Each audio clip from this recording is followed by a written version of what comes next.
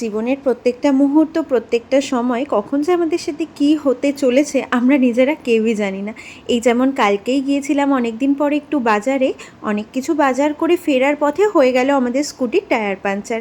ওই মুহূর্তে কী করব, একে তো বেলা 12:30, মাথার ওপর সূর্যি মামা তো প্রচণ্ড তাপ দিচ্ছে, আর তার ওপর অত অত বাজারের ভারী ভারী ব্যাগ।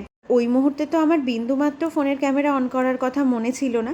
তারপর কোনোভাবে একটা র্যাপিডো টোটো বুক করে আমি তো চলে আসলাম বাড়িতে, আর দেবাকে ওই স্কুটিটা ঠেলতে ঠেলতে নিয়ে যেতে হয়েছিল প্রায় 1 কিলোমিটার দূরে। আর সত্যি বলতে এটাই যে সোশ্যাল মিডিয়া আর আমাদের বাস্তব দুটোর মধ্যে কিন্তু আকাশ পাতাল ডিফারেন্স থাকে। মায়ের পাঠানো খাবার দিয়ে দুপুরের লাঞ্চ সেরে একটু রেস্ট নিয়ে সন্ধ্যাবেলায় আবার বেরিয়েছিলাম, একটা বার্থডে পার্টির ইনভিটেশন ছিল।